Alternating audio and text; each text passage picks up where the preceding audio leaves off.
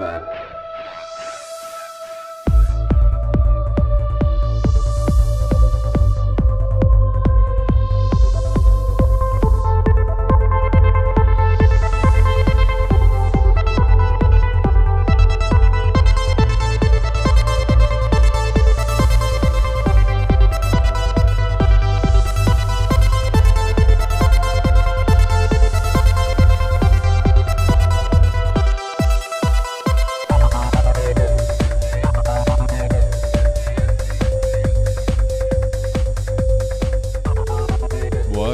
Another episode of Ripple Effect Podcast. I'm your host, Ricardo Varendes, and I've been putting out a lot of shows, and hopefully you guys aren't sick of listening to me. But I got a good night's sleep last night. I'm rested and excited to talk to MMA fighter, a current Bellator fighter, and a guy who's inspiring people all over the world, including myself, and changing lives.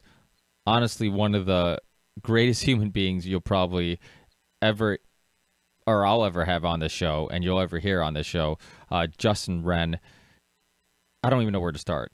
MMA fighter, dealt with depression, dealt with a lack of fulfillment in his life, went through some heartaches growing up, and then found his purpose when he took this trip to Congo, met these pygmy people, and just completely was connected and motivated to change these Africans' lives. And the story is really heart-wrenching, and we talk about it.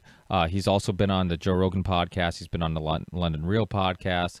He's done a TED Talk. So if you want to hear more about certain aspects of his story, obviously he was on my show for about an hour.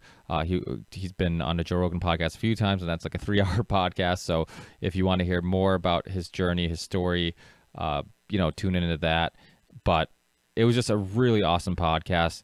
We connected. We have very similar parallel thinking, and it's inspirational when you get to talk to people like this and share their story about going from a unhappy, depressed, suicidal, self-medicating kid growing up to finding his purpose in connecting with these people on the other side of the world, and completely different than himself. He's like 6'3" or 6'4", however tall he is, and 250, and white, long hair, big beard, and yet has fallen in love with these pygmy people in the Congo, and they fall in love with him. And I think it's a great story, and it's a great way of remembering that it doesn't matter how different we are from in the outside. We're all on this earth and this journey together, and we should help each other and do what we can. So I feel like I'm getting emotional just even talking about it, but it's a very emotional story. And when you see the videos, look up Fight for the Forgotten, look up Justin Wren, and look up his story. Wren is W-R-E-N, and it'll blow your mind. And now he's fighting in Bellator to try to get more attention and on his journey and his purpose of trying to get clean water to these people in the Congo.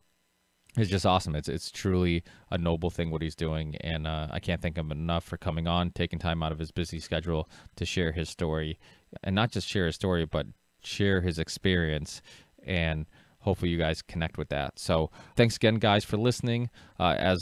As you know, and I always tell you, you can go on YouTube, look up the Ripple Effect Podcast, or search RV Theory 6, and you can find the video versions of all our episodes, including this one. And in the show description, I'll have links to all of Justin's Instagram, Twitter, Facebook, all the social media stuff. And so check that stuff out if you want to help. And also, if you want to see past interviews with him, just look up Justin Wren. You'll see the past interviews he's done, which I highly recommend everybody checking out after listening to this one, if you're still interested in hearing more about his journey. So thanks again. Also, thanks again to all the Patreon contributors who are helping out keeping the show going, and everybody who shares and tweets and retweets and stuff. Thank you also. I really, really appreciate that. Also, anybody who rates the show on iTunes or whatever. You guys are all helping out, trying to build this Ripple into something bigger, and I think we're on the path to do that. And I can't thank you guys enough for helping me build it to where I am now, and hopefully build it to something even bigger. So hopefully we're all a part of affecting people's lives, and also, you know, the guests, the host, myself, and the listeners, everybody is growing and learning, and a part of this journey. So I think that's it. I'll leave you guys with that. And in this world, we're not told we're loved enough. So I tell you all, I love you, and you'll know why I said that in a little bit.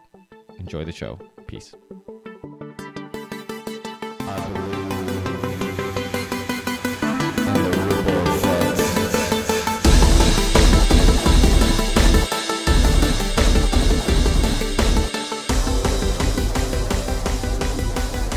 Usually right when the conversation starts, I start recording just to kind of keep it casual.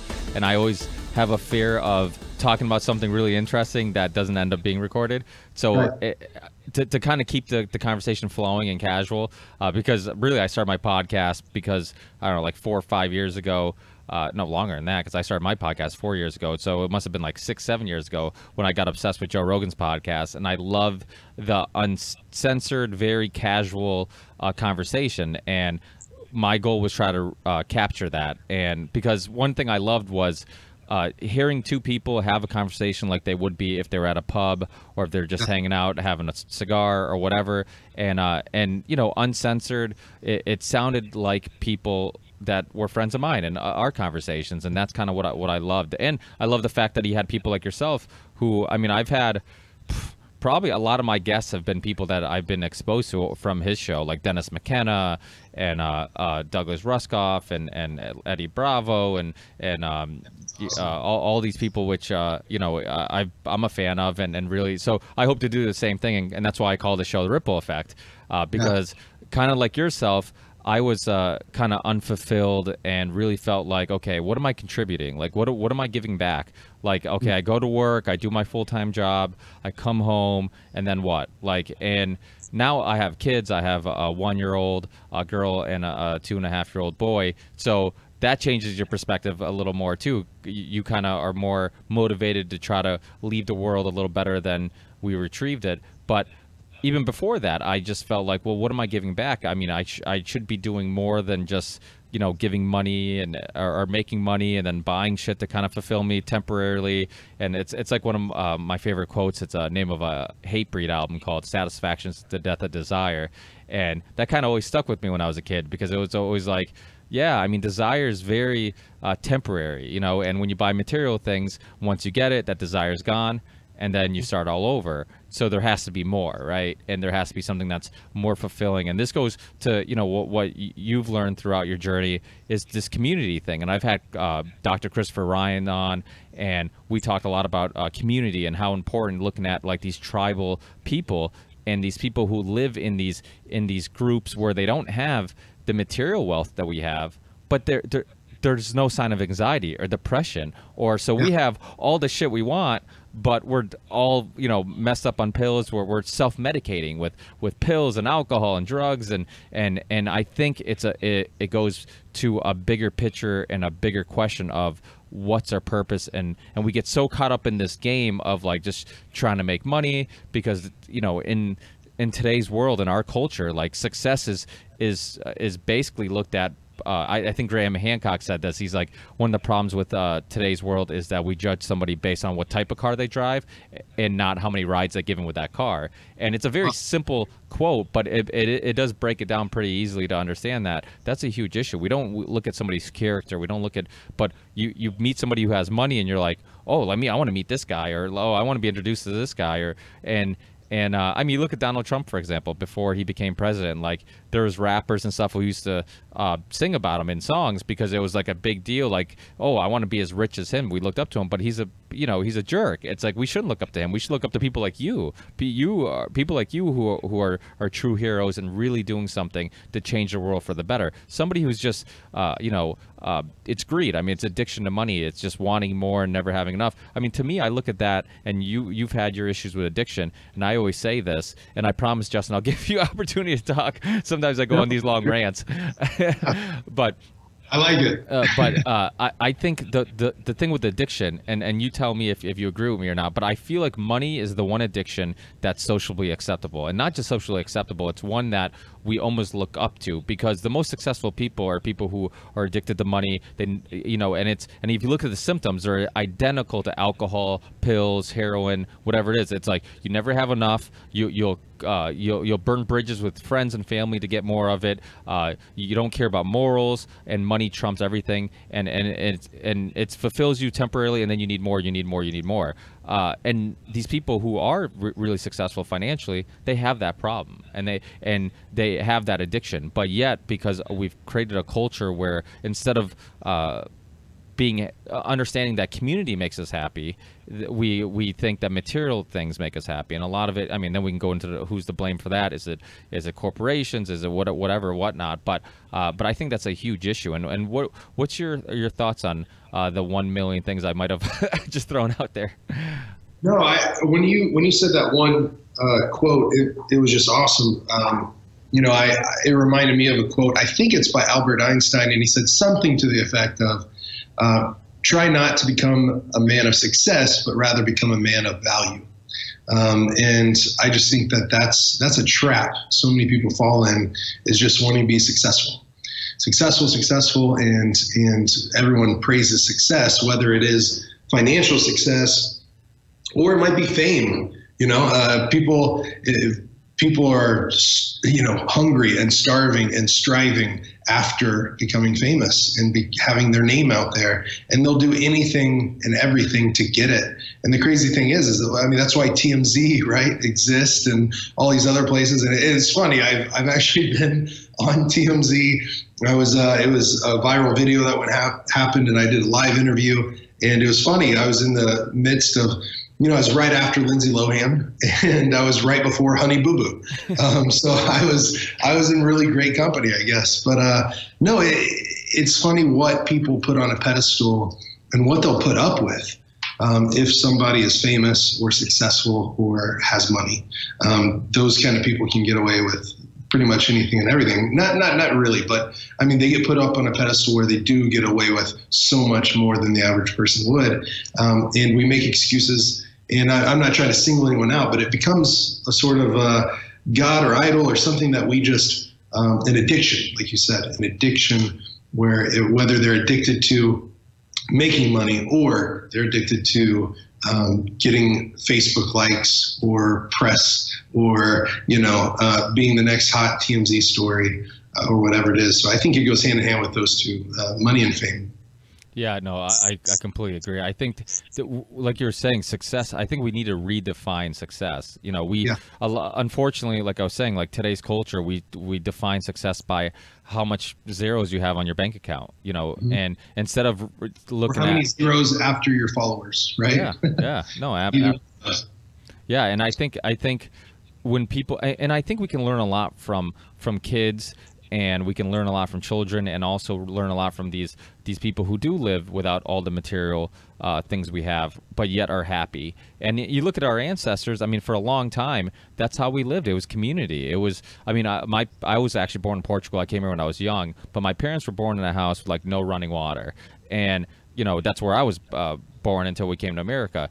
And same thing. Like I remember one day, like my dad's like, I wish I was, he was stressed out with work or whatever. He's like, I wish I was back in Portugal. I'm like, Dad, you didn't have TV, you didn't have running water, and I didn't get it. Like, and then as I got older, I realized what he meant was he left a world where he didn't have all those material things, but yet he had family was always together. You always had family dinners. He was one of 12, so it was a huge family. And so there's always people running around. They lived and worked and lived off the farm. So there's always food. I come from a history of winemakers, so there was always alcohol to drink, and there's always accordion in the house. So it was always a party, and you got up when you wanted. When the sun came up, you at the end of the day you fell asleep, but you could have a glass of wine on your break and all this stuff. And it was a very casual type of lifestyle, where today you might have all these material things, but there's a price you pay for that. The price is you have a boss that's yelling at you. You have to be on time at work all the time. You have to set your alarm and wake up at the same time every day, which is probably very unnatural. You have all these deadlines, all these bills, all this debt. And that mental stress, our bodies aren't designed for it. Physical stress, I feel like it's much more. It deals with physical stress much better than mental stress, and that's probably because for centuries and centuries we've had to kill something to eat. We've had to fix something if it broke with our bare hands and stuff. So yeah, I mean, I think we really do need to rethink what is success, what really truly makes us happy, and we can learn a lot from the people that you've met throughout your journey. Yeah, man, I absolutely love that. And you're pointing that out, and I can point right behind me to the picture that's behind me, and that's my favorite place in the world. It's the Ituri rainforest deep in the Congo jungle, and just absolutely love that this place that's behind me. It's home. I can show you, but it's yeah, right here is where I lived for over a year, and man, that's actually outside of Bobofi village. Our documentarian was able to fly a drone up over me and the Mabuti pygmies in the rainforest, and the canvas of the rainforest split up, and when they get over it, it looks like almost just fields of, I don't know, heads of broccoli, right? Or just for miles and miles, or as far as you can see, because whenever I fly in there, that's all you see to the right and to the left, almost like you're flying over the ocean, but it's the rainforest. And out there, man, it's so, now it's mostly stress-free, mostly at all times, unless sickness, and really more than even sickness is like different rebel groups that could or could not come through there. But man, just knowing the things that they say, I love two things, and maybe it'll spark something, but they taught me two Swahili proverbs. And the first one is, if you think, actually they taught me a lot, but just two of my favorite is, if you think you're too small to make a difference, try to sleep in a closed room with a mosquito. And I love that one, because you know, the mosquito makes such a huge difference, not just in our lives, but the entire world. If it's just annoying, or if it gets you with malaria, I think mosquitoes have killed more people than all of wars and all of time.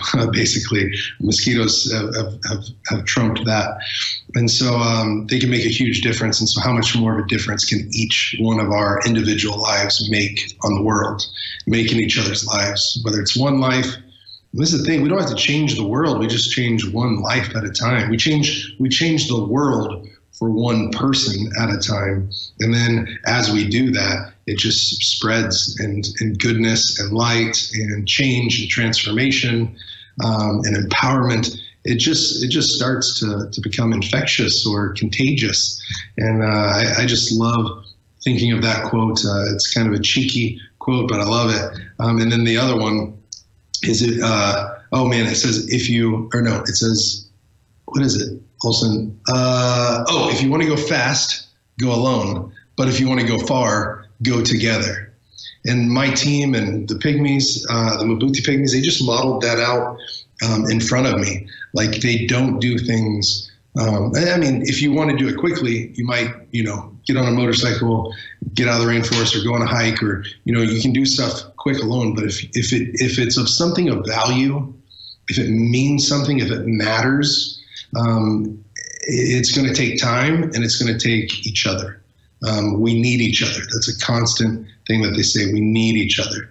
And my best friend there, my basically brother, I was the best man at his wedding. His name's Benjamin Laringa Koli, and the pygmies named him Amagu Amagu, which literally means we are one, we are not different. And so I just love those kind of three takeaways, or quick takeaways of what I learned here in the forest that's behind me is, man, like, we need each other.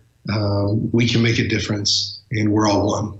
I mean, that's just three beautiful things that I love to live by. And I feel like my purpose in life, I just have the little saying, but I just want to live to love and fight for people.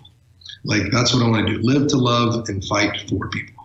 And so if I can do that throughout my life, if that's kind of my guardrails, am I doing this? Am I living to love people? Am I fighting for people? Then I think at the end of my life, whenever a lot of times people are surrounded by so much regret, and I think there's a lot of, I don't know if they're ghosts or what, but there's so many things that are surrounding you of all the things that you could have done. the difference you could have made, the idea that you had that you never acted on, that maybe no one else ever had before, the difference that you could have made that no one else had the idea of, or the strength to, or the love to make that difference in the life of somebody else. You could have done it. I think at the end of our lives, we could have moments like that where we're thinking, oh, we could have made this difference. We could have implemented this idea. I could have spent more time with this person. It's just like, man, like if for me personally, I think I will disarm a lot of that stuff, or I will not have a lot of regret if I just live my life with a purpose to love people and to fight for them as well. Absolutely. And I think I heard you after your last MMA fight in Bellator say that quote about we are one, and yeah, so it sounded familiar. And then I love that if you want to go far, go together. I actually just tweeted that right while I was waiting for you, because I was listening to an old interview you did, and I remember you quoting that, and I love that quote because it is so important to, yeah, if you live alone, I mean, you look at just people who live in communities, they live much longer, healthier. There's this thing called like the blue zones when you look at people in the world who or places in the world where people live the longest. And usually it's these farmers and people who live very simple lives, but they have community and they probably eat more organic and all that stuff. But so I think it is important. I think that these type of suburbs we've created where people put their cars in the garage, close the garage real quick, don't know their neighbors. It's very unnatural and it's very unhappy. Yeah. Sorry, it's not just that. It's dangerous. It's dangerous to isolate. It's dangerous, and it just causes depression. It causes all sorts of crazy stuff. I mean, I think a lot of mental illness comes from. I mean, you look at. I mean, really, if we want to, I don't know if this is an exaggeration or not, but you look at what we do to people in solitary confinement, and then what happens to them, right? You isolate someone, and they go nuts. They go bonkers. Like so many mental illnesses happen. But then we do it to ourselves.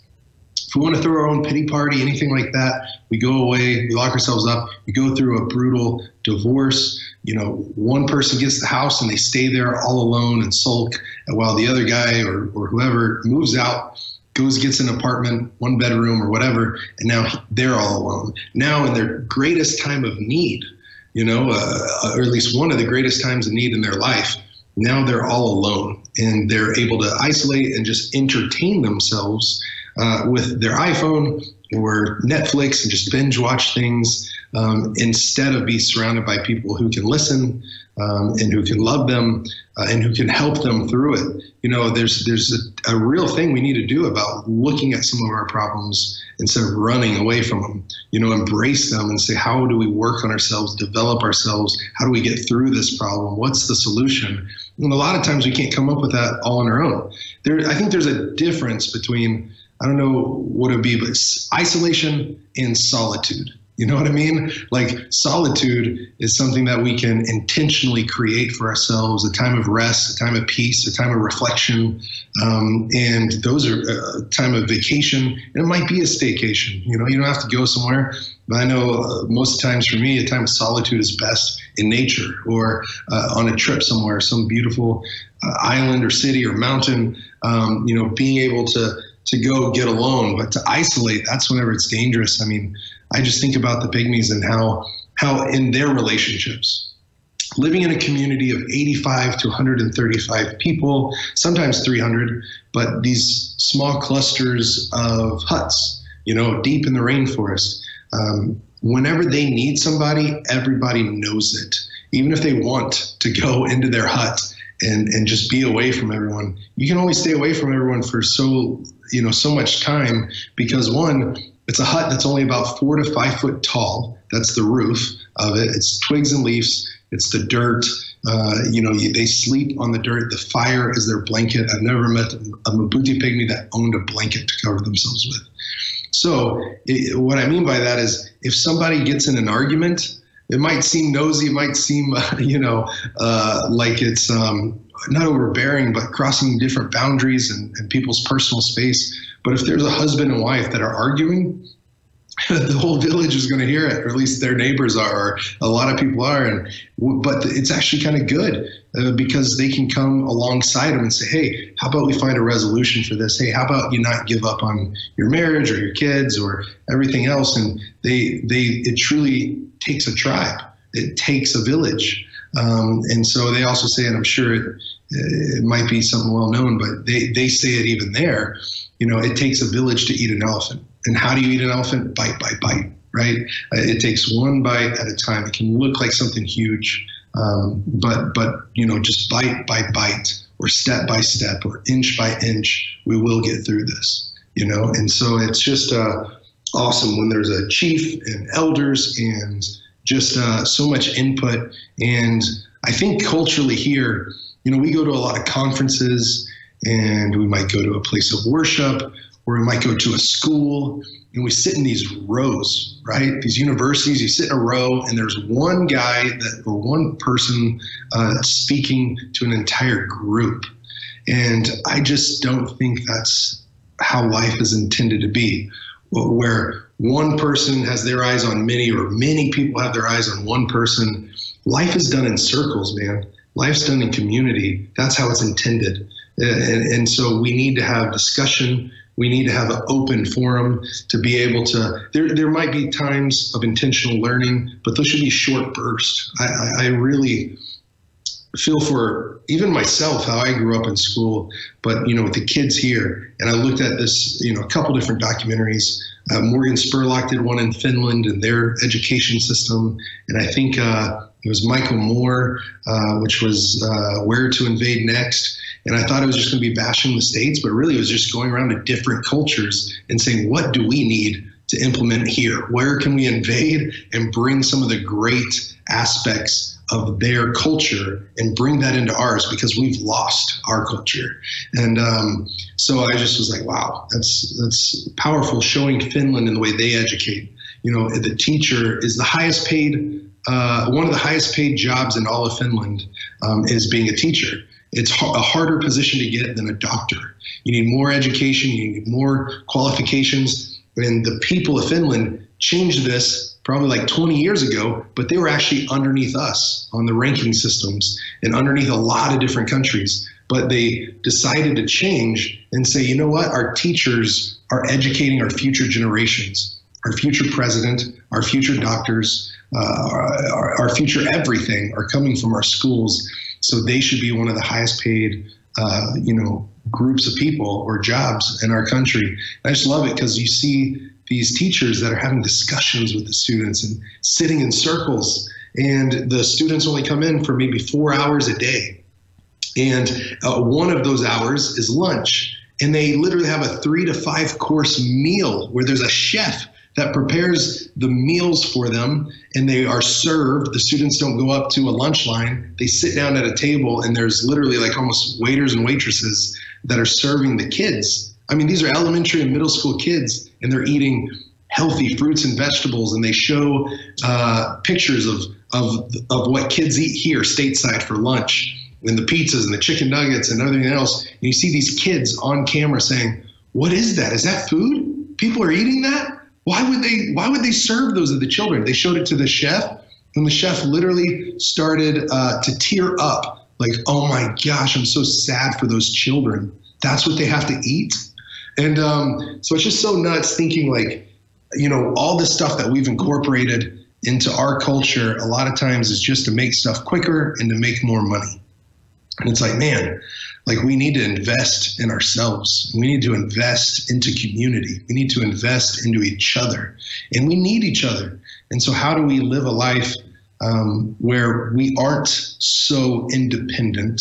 I think that's what, we try to teach everyone: be independent, be independent, be independent. You don't need anybody at any time. And it's like, no, like we need to be pretty much dependent on certain key people, not dependent to where it can wreck us if they get hit by a bus or something like that. But we need to bounce ideas off of each other. And we need, just like a business needs key roles for the business to be successful, like we need key people in our lives for us to be truly successful and be balanced and to have just great I don't know, communication, relationships. So relationships aren't valued like they should be, or like it is where I learned the value of relationships in Congo, deep in the rainforest, like learning like, wow, relationships are truly valuable. I used to think, people or relationships were disposable. Now I don't look at it that way. I'm like, man, like this person made me better. How can I make them better? How can we walk through life together? And there was relationships that might come and go in seasons of life. But let's not be so quick to just give up on people. Yeah, no, I completely agree. It's so important. I remember hearing about how when the settlers came, and then they captured some of the women from the natives captured some of the women from the settlers, and then they would go get the women, and the women are like, no, we don't want to come back with you. We like the way they live. We like the community. We like the fact that we're a part of something and not just, the person who takes care of the kids or cleans the stuff or whatever. And I forget which one of the founding fathers would write about it, how some of the people who would get captured didn't want to come back and he didn't understand. And I think a lot of that is what you're talking about. It's because they understood that if everybody's a part of the community and everybody feels like they're contributing something, because I think that's the other thing about our jobs today too. It's like, I think it was Henry Ford and you see it in McDonald's where it's like instead of having one person have an important job and making something that's important, you dumb it down where it's like your job is just to flip the burgers. So that way you're easily replaced, you're not that important, or your job is at the factory and you just do this one thing over and over again. So you don't feel like you're doing something important. You're not really, you're easily replaced. And you kind of, it's not like back in the day when you had metal workers who really took pride because they did the whole thing themselves, or a carpenter who would really, so you get what I'm saying. Yeah. Think about that, how carpenters were so needed. And now everything's just cookie cutter. So where you don't need a craftsman, you don't need a master, you need a machine, right? You need a machine instead of a person. And so, man, you and I are vibing really well on this. And if you find out what founding father would write about that, I would love to go research that sometime. And so you can hit me up later for it, because I would love to look into that and just be able to share that with people and be like, this is why.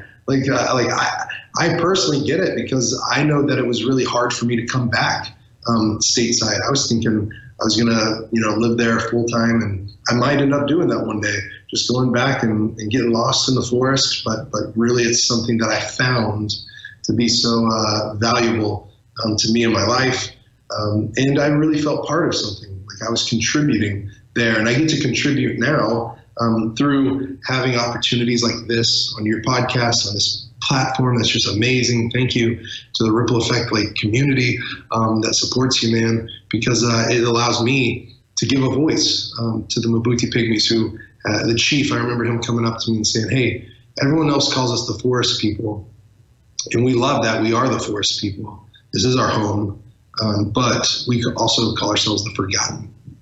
Everyone else can call us this, but we call ourselves the forgotten. It's like, man, and he's like, we don't have a voice. Can you help us have one? And I didn't think at the time I could promise land or water or food. The farming initiatives and replanting, trees and getting back acres of land and drilling water wells and teaching the locals how to do it and establishing a local business so they can continue to do it. I didn't know any of that was going to be possible, but I just fell in love with the people there, and we had such a deep and instant connection. It was like there might have been an initial guard up right when I came in, because all of a sudden here's this pasty white guy walking into the rainforest of these people who have never even seen someone with light or white skin before and look so different. And I'm walking in as this vanilla gorilla, and so some of them ran and hid behind trees. But once they saw I was there to just contribute and see what I could do, I was there to live with them and listen to them and learn from them, so that together we could come up with the best way to love them, the most practical way. We could cast a vision, but if they don't catch the vision, it's not going to go anywhere. And so how do we communicate with one another in a way of hey, this is what we think, will it work? We call the spot around the campfire, we call that Campfire University as a little nickname, because that's where the Pygmies take us to school. That's where they teach us so much about life, about their struggles, about their needs, about their joy, about what brings them, about hunting, about fishing, about farming, about being hunter-gatherers, about just so many different things is done around the fire in conversation and in community. And so, man, I totally miss being there. I am homesick for there, because that absolutely feels so much more like home to me than even here, which I love our country. There's some really great stuff. There's a lot of comfort, but with comfort, like basically how you're saying, like you can lose the desire to help one another, to love one another, to contribute, and to bring something to the table, and to push yourself to find a way to bring something to the table that adds value to not just your life, but to the lives of others, and ultimately to the world. So that's something I really discovered there, was like, man, how can I make an impact here? Because they're asking me to. They need me to. And so I want to play a role in that. And so, man, it set me on the greatest adventure and journey I could have ever imagined in my life. Yeah, and how much time do you have? Just how much more time do you have? You got to go soon? 25 minutes. You got 25 minutes? Okay, so 25 minutes. Okay, so yeah, because I'm like, we're gonna keep talking about or referencing the journey, and we're not gonna have any time to talk about it. Yeah. But you just remind me of that book by Sebastian. I forget his last name, Tribe. And when he was on the Rogan podcast, he reminded me, his story reminded me of your story, because he talked about how for one of his documentaries he filmed these military guys, and they're in like one of the most dangerous parts in the Middle East. And these guys couldn't wait to get home. Like it was like every day somebody could die or whatever. And then he connects with these guys after they get back home or whatever, and they're all depressed and they all miss being there. And he realized it wasn't so much about being the action or the adrenaline, but it was about being a part of something. Like they came back home and they had to do some pointless job, like we talked about. They had to do some whatever.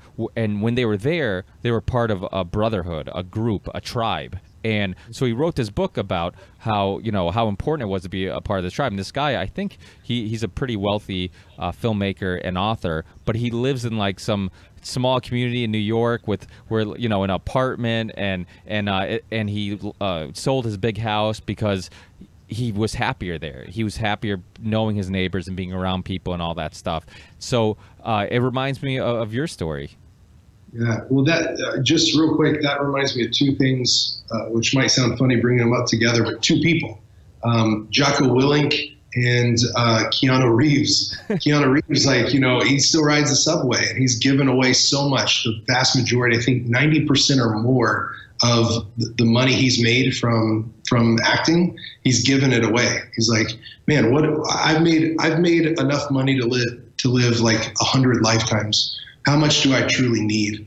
Like, how about I just ride the subway, be a normal guy, live in a small apartment? I think he might own a car, but just the way that he lives his life, so humble. And he's not doing it to get pats on the back. He's doing it because that's where he's happy. And then Jocko Willink, I remember it might have been in his TED Talk, or it might have been on Tim Ferriss when he was talking about morning routines. I just heard it a few days ago. I listened to both, so that's why I'm forgetting. I listened to all three of them. But Jocko Willink, one of the most decorated Navy SEALs of all times, but the most decorated Navy SEAL in the Iraq War.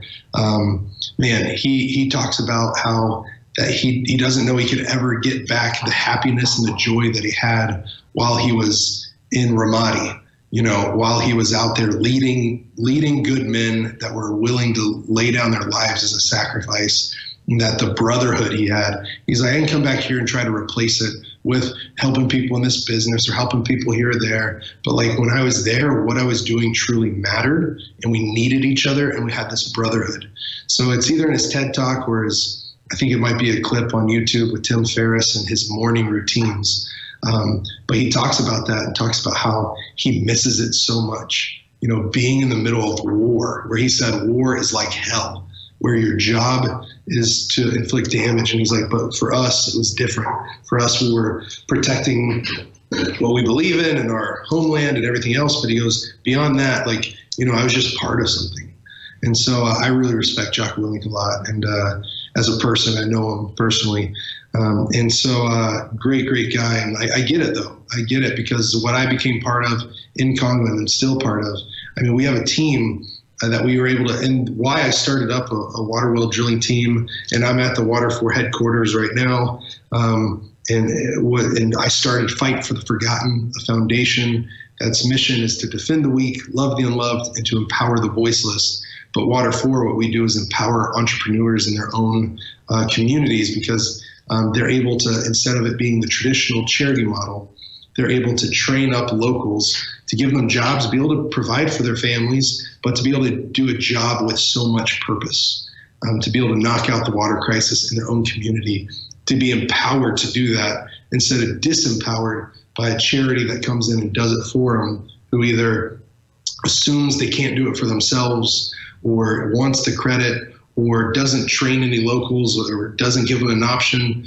to learn how to do it, or doesn't show them how it can be affordable and how they can maintenance it.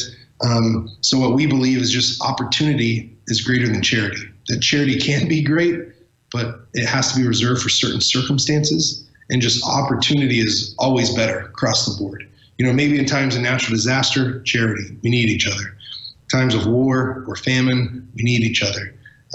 People with disabilities who can't help themselves, we need each other. And a charity model needs that. Maybe orphans, you know, they need some charity. But whenever it's just poverty, like, we need an opportunity. And so that's what I love, being on a mission to do that. My heart got struck for the water crisis. Whenever I was living without water, clean water, my water filters broke on me. I brought 2, and then all of a sudden I was dropping iodine and chlorine tablets and literally like filthy green jerry cans of water and drinking from that. I got waterborne illness. I didn't understand that the average woman and child walks 3.75 miles in Africa to go get water. And the majority of the time, I think 90% of the time, it's to dirty water. And so it's mind blowing. But I had a little boy named Andy Bo. He was 1.5 years old that actually died while I was holding him. And I felt the life leave his body. And it was the craziest feeling. Here, we're so blind to loss and death. I mean, we feel it, but we are able to prepare ourselves for it. And for a funeral, the person's in their best dressed stuff. There's flowers all around. Everyone that comes prepares themselves for it. But in a community, in a village, like, it's ugly, it's brutal, it's in your face, and there's nothing pretty about it. And you can't prepare yourself for it. And so when that happened, it ripped me apart. It absolutely crushed me. And it broke me down. And I think that the rebuilding process has been, how do we equip the locals to start up a local business to solve a local problem so that it's locally self-sustaining. And so it's been awesome to see us be able to go from training 6, 7, 8 people to then hiring like 12 full-time staff, to then 20, to now 32. 20 full-time, 12 part-time, but we want to bring in another 12. And they've been able to drill 69 water wells. We've gotten back 3,000 acres of land for the Mbuti Pygmies. We're about to get 2,000 to 3,000 more acres of land. This is the first time in their country's history they've ever owned land. So it's just absolutely awesome that they own it. They'll be passed down from generation to generation. That's done legally on the local and the state and the national level. That it's just, it's complete transformation happening. And I just absolutely love being a small part of it, and having these guys be my heroes that are teaching me so many different lessons about life and love. And then also being part of Water 4 here stateside, a small team of basically 14, 15 people that are empowering, last year empowered 44 local well drilling businesses that employed 396 people in 16 African nations. They drilled 690 water wells last year alone and served 172,000 people. And so over 1 million people since this all started. But it's all about training people, educating them with the knowledge in their heads, equipping them with the tools and the tools to put in their hands, and then sending them out to be the change they want to see in their own community. And so it's just been the greatest adventure of my life, just seeing these men and women. Even we have full well drilling teams of the hardest manual labor I've ever been part of, and we have an all women's team. And I'm a professional fighter, right? I am 6'3", 255 pounds. I'm 15-2 as a professional heavyweight fighter. And these women are doing the hardest job I've ever been a part of. And they're leading the way in their local community, giving hope to the people that receive water. Like, wow, look at what they're doing. What can I do too? You know, and inviting them in on the process. Well, one thing, when I've heard you on other interviews talk about the amount of people who die just because they don't have clean water. And I think the unfortunate thing is, and you want to talk about weird references, to quote Stalin, he said, if one death is a tragedy, a million deaths is a statistic. And I think, unfortunately, that's the way we look at it, is that when it's one individual person, when we see one, then we can emotionally get involved. We can connect with that story, that person. But when we just hear a huge number, it's just a statistic. It doesn't. We don't connect with it. And I think that's the issue. When we hear about how bad things are in Africa and Congo, a lot of people just kind of brush it off. And it's no different than when Nancy Grace used to have some cute little white girl missing, and everybody used to go fucking crazy. And it's like, why? Because they would tell you the backstory. They would tell you, show you pictures, so people would connect with it. And the other thing that what you're talking about reminded me, and it's a documentary that I actually have referenced on the show too, and I know you have in interviews, is Poverty Inc. And which is really important. I think you also talked about a book, When Helping Hurts, which is a similar type of thing. Yeah. It basically just talks about how we can blindly think that we're doing. It's the kind of American way, the microwave approach. Like, how can we do this quick and easy? And so that's sadly what's infiltrated and become the norm in the charity model, is what can we do quick and easy? How do we just throw money at the problem? How do we just give them something? How do we announce our arrival with a parade? How do we throw a party, get a bunch of smiles on people's faces, get some pictures, and then be able to leave and feel like heroes? And it's like, man, like When Helping Hurts really breaks it down to like certain situations, and same thing in Poverty Inc. It's like, if we use the show up, and blow out of their technique, it's going to fail, and it's going to hurt the community more than help the community. And so how do we do long-lasting change? Well, it takes a lot longer. It's harder. You have to invest in people, and you have to find the right people with the right hearts in the right places. And that's a tough job. But like, if you're not going to do it that way, that approach, then don't do it at all. Because, man, that's so nuts. And even thinking of that Stalin quote you just said, like, it blows me away. It blows me away that, sorry, like I almost get emotional. Like 3.4 million people a year die of dirty water, and 2 million are under the age of 5 years old. 2 million are children under the age of 5 years old. And that's just a statistic, right? But if I can tell you about Andy Bo, or tell you about Babo, who was only about 9 months old when I held him as he died, or Kaptula Sengule, or Little Mo, these people that I personally knew, like, it wrecked me, it tore me apart. But here's the difference, I think, is a statistic that you hear about is going to go in one ear and out the other. But whenever you see it, it'll start to change you, or can change you. But whenever you feel it, whenever you're a part of it, I think that does change you. It sinks in from being a head knowledge that maybe a statistic sticks with you for a week or two, or maybe it sticks with you and it's just become head knowledge, but it doesn't ever sink down into your heart unless you intentionally want it to, unless you intentionally invite it down from that head knowledge, 18 inches, 24 inches. The toughest distance to travel sometimes is that distance between the head and the heart. Man, I don't know where I was really going with that, except for it just blows me away that statistics can go in one ear and out the other, but then when you see it and feel it and live it, it sticks with you forever. I mean, just being a parent, and I mean that just gave me goosebumps just hearing the statistics, because I think one of the scariest, biggest fears, biggest nightmares as a parent is not being able to help your children, because that's your one job, is to give them shelter and make sure they're safe. And when you can't do that, there's probably no worse feeling. And you know, I can't imagine these people who have kids dying just because they don't have clean water. So I wanted to get into some of your depression, but we probably don't have time, because I love the fact that you're outspoken about that. I just did a podcast with Chris Bell, who did Bigger, Stronger, Faster. Yeah, and absolutely. he's also a big fan of kratom, which is a natural plant which has been helping tons of people with depression and anxiety, and helped him.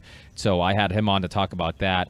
And I love people like him and yourself who talk about it, because I think a lot of times people are embarrassed, they don't want to talk about it, and then when they hear stories like yours, they feel like, oh shit, I'm not the only one who have been through similar things, or have had those thoughts, or have self-medicated or whatnot. So, but if we have time to talk about that, great. But if not, then I definitely want to get into how you got into, from just growing up, being, you know, a wrestler, all this stuff, and how did you even get involved? Because I mean, some people are just like, okay, like you said, you're so different than the people you met.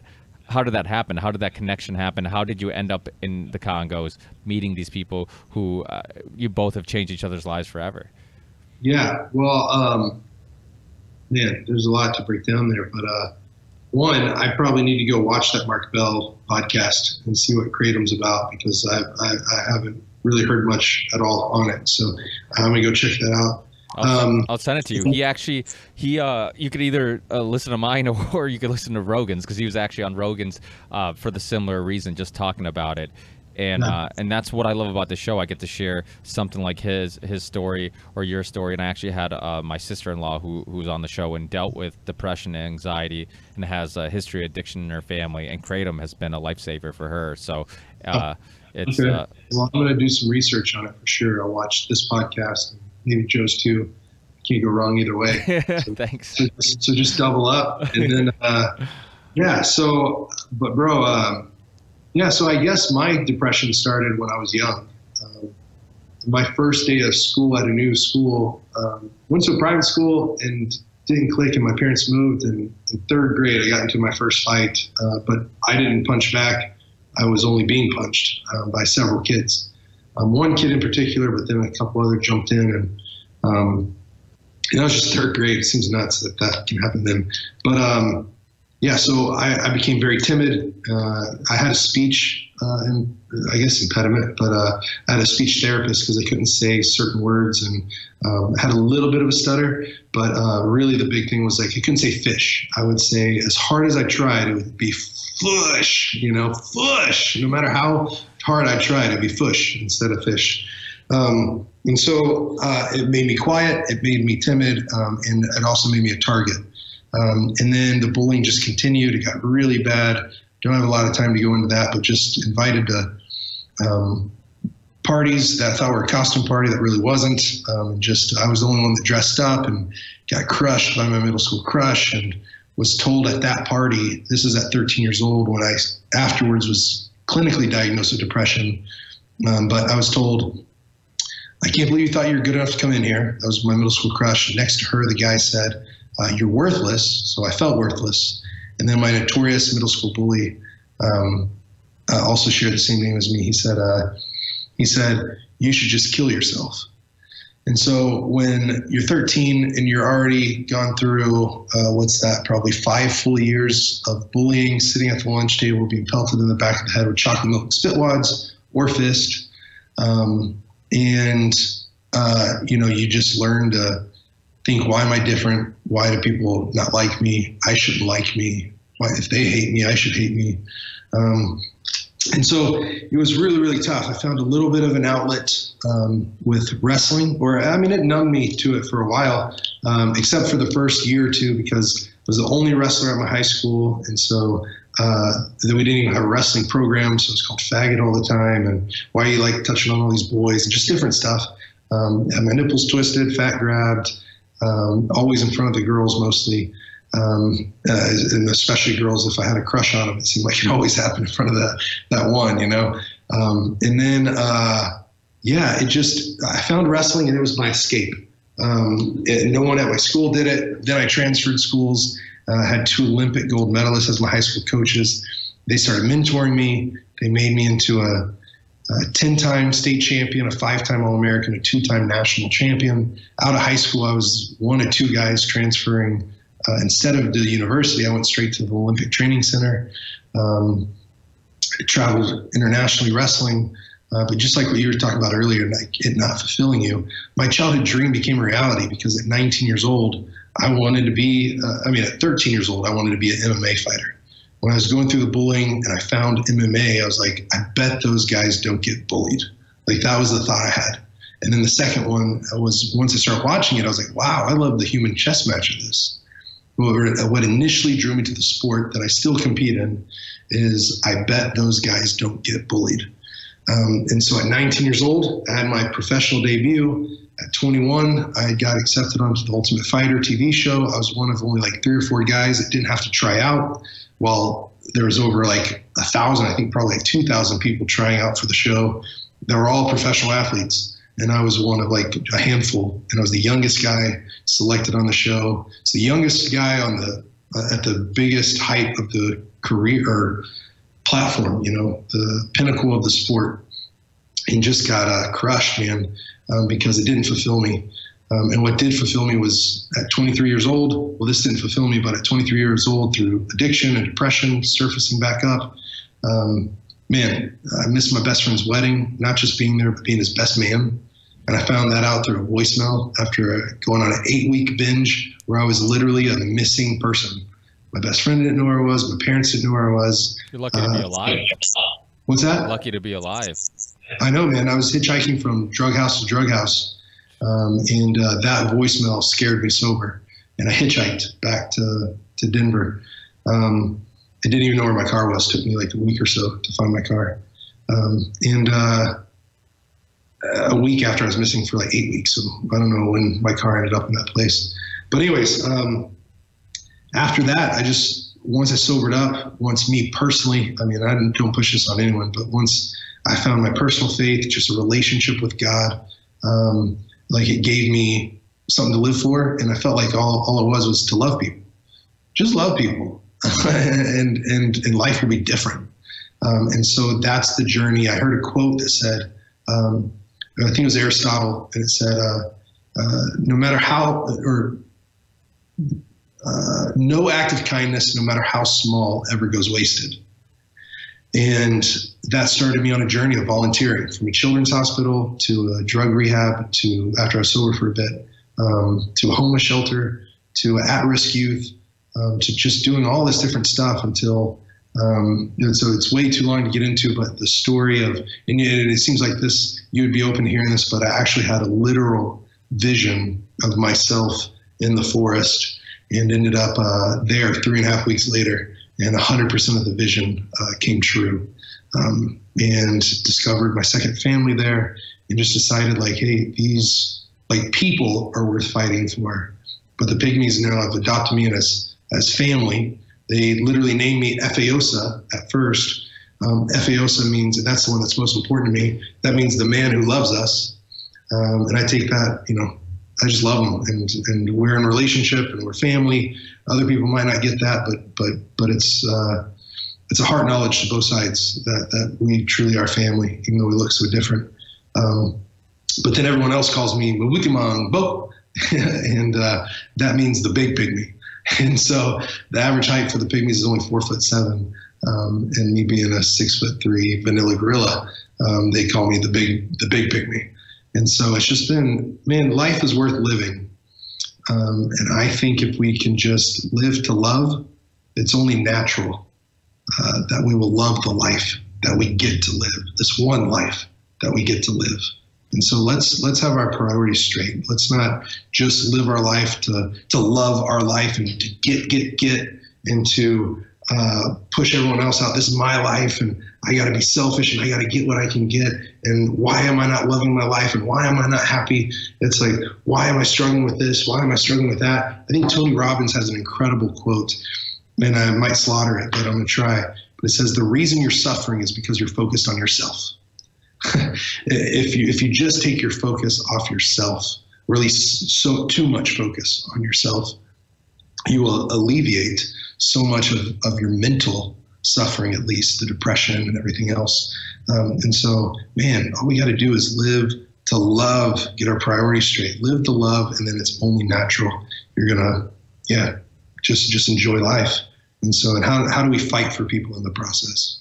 Yeah, it sounds simple, but it's funny because Tyrell Ventura, who is the son of Jesse Ventura, they both been on the show. And Tyrell says at the end of his show, he has a show called Watching the Hawks. At the end of every episode, he says, in this world, we're not told we're loved enough. So I tell you all, I love you. And it's a simple little thing that he says. But I love hearing it because it's like it is this thing where we need to hear it more. And it sucks that it takes Christmas every year to remind people how better you feel when you're giving than receiving. And it's almost like all year we forget how good it feels to give people stuff. And then Christmas comes around, you're like, wow, I really like buying shit for people. It's like, well, you can have that all year round, and well, I have a post on Instagram. I think it's the most recent one right now. But it's on there. It's gonna be towards the top, but it says something like "live to give" on it, and it even has these facts about the people that are takers are actually some of the most unhappy people. And then there's the matchers, the people that try to match the takers or match the givers, and they feel lost. But the givers, they know who they are, and they know that they're living a life of meaning. And so I think we should all try to go from being takers or from just matching whoever's around us, being like a social chameleon, you just being whatever this person needs you to be in front. Just be you, but be a giver. Choose. I'm going to give. I'm going to give my life to others. I'm going to give myself to others, and I'm not going to shy away. I'm not going to be timid. I'm not going to crouch back and hide. I'm going to be me, and I'm going to love a lot of people. Thank you so much, Justin. This has been an amazing conversation. I can't thank you enough for the work that you're doing, the people that you're affecting, and your story, I think, motivates people like myself. And you've created, this show is called the Ripple Effect Podcast because I keep trying to put the idea in people that we can all start a little ripple, and you never know what it turns into. And you are a perfect example of that. And so I can't thank you enough for being on. Where can people help? Where can people get more information? Yeah, so if people just want to follow, it's at The Big Pygmy, Pygmy, on Instagram, Twitter, Facebook. It's Justin Wren. Probably the best place, home base, is fightfortheforgotten.org. And if people want to financially give, that is truly what empowers us. It's the fuel in the engine, and we use that to empower others. Man, you can give a one-time gift, that's great, but we've actually been building this team out called Team Watermark, and it's to make your mark on the water crisis, and that's our monthly giving club. And so if someone decides to hit donate, they can do one time or they can do monthly. That's Team Watermark, and a gift, it can be really big for many, but it can be doable for most or a lot, but $25 a month. 5 lattes or something like that, but $25 a month over the course of a year will transform the lives of 15 people. And they'll have access to clean water for the first time, even wash training, latrines for the first time, toilets, soap, hand washing stations to keep themselves and their kids clean. It just changes the game for 15 lives. And so, man, that's probably the best way people can get involved, but no pressure there. Yeah, no, definitely. You ever hear that soccer ball that you kick around that generates electricity? I have. I haven't seen it yet, but I haven't actually held it. But that's pretty awesome. Yeah, I love things like that could really change people's lives. And if money was, used to do things like that and help people instead of just create more wars and convince us to buy shit we don't really need, then I think the world would be a better place. But I've already taken up so much of your time, Justin. Thank you so much. I appreciate you so much. Thank you for having me. Hey, truly, this has been an honor. Hey, thank you so much. Once the show's up, I'll send it to you. I'll send you all the links, and I'll send you the links to that other stuff we talked about in the show. And thank you, please. Absolutely. Keep in touch, Justin. Take care, and keep up the great work. I really, really appreciate your time and what you're doing. I think you're inspiration to me and everybody listening. Hey, thank you so much. I hope your listeners continue support and to share and to allow this ripple effect to continue, because that's what our life should do. Absolutely. Thank you, Justin. Take care. Keep in touch. Yep. Thanks. Yep. Bye.